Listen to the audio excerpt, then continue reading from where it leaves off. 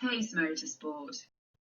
What is up, guys, and welcome to a new video for lap guide for the GTSSA Season 1 Race 1. We're going to be racing at the Autopolis International Racing Course this week, Thursday, and yeah, it's in the Super Formula cars yet again with soft tires. So this video is just some tips for you guys to gain some pace around the track.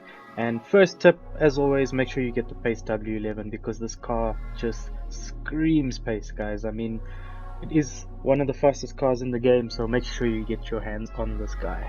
Other than that, guys, I hope that we can get some tips on how to brake through this video. Make sure you're braking like the image in the top.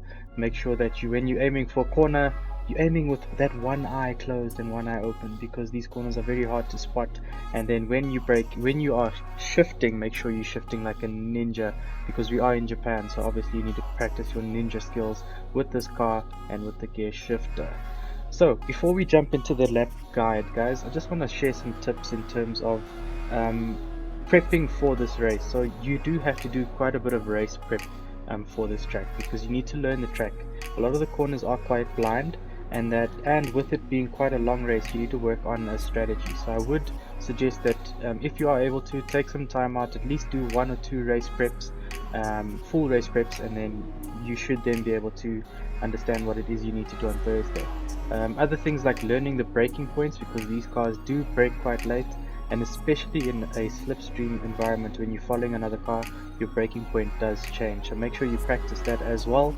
And then last but not least, please make sure you practice the pit lane entry, because this is one of the most difficult pit lane entries in the game. So it is quite key to practice how you enter the pit with having to refuel and change your tires. The brake balance settings for this car on this track, I know that with Monza you had to put it all the way to the back, 5 to the rear, where I ran it as 1 or 2 to the rear. But in quali it is, because this track has quite a lot of corners, I ran it 1 to the front, and the wheel in the race I ran it 1 to the rear or 2 to the rear.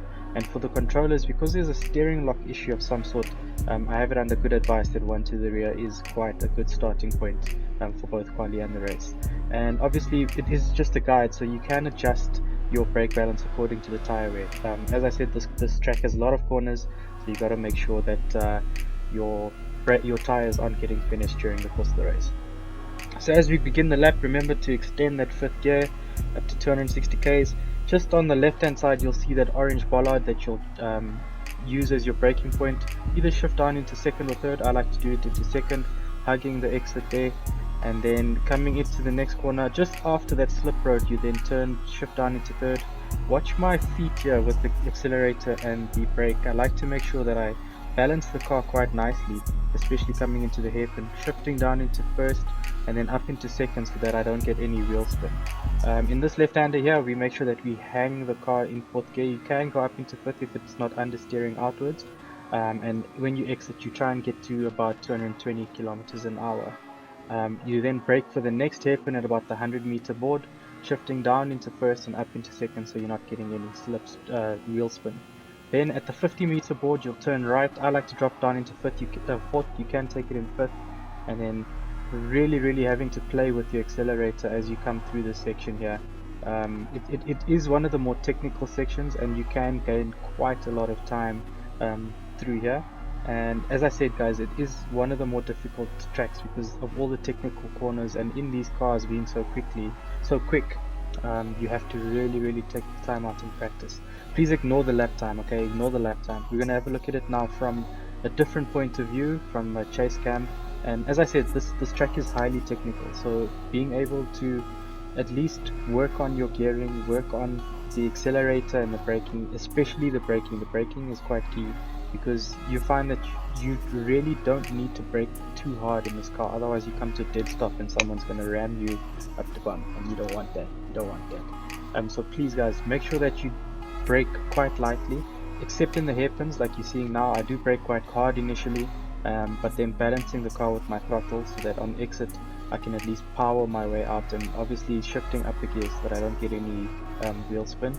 And then last but not least, one of the tips that I must share with you guys is that you have to trust the car when cornering. Sorry, gibberish. Especially through the final section, because the car actually wants to turn, but sometimes you might be going too fast that it actually understeers outwards. So try and find the balance where you know you'd like to make sure that the car is able to turn the corner and doesn't want to just spear off into the gravel, otherwise you'll lose a lot of time. And yeah guys, I think I'm looking forward to some awesome racing. This track is very difficult to overtake at. Hopefully the video, you'll play it back often and you will be able to see all the different throttle responses and brake responses that I've been using on this track. And yeah, until next time guys, for race number 2, Godspeed, and we'll see you next time.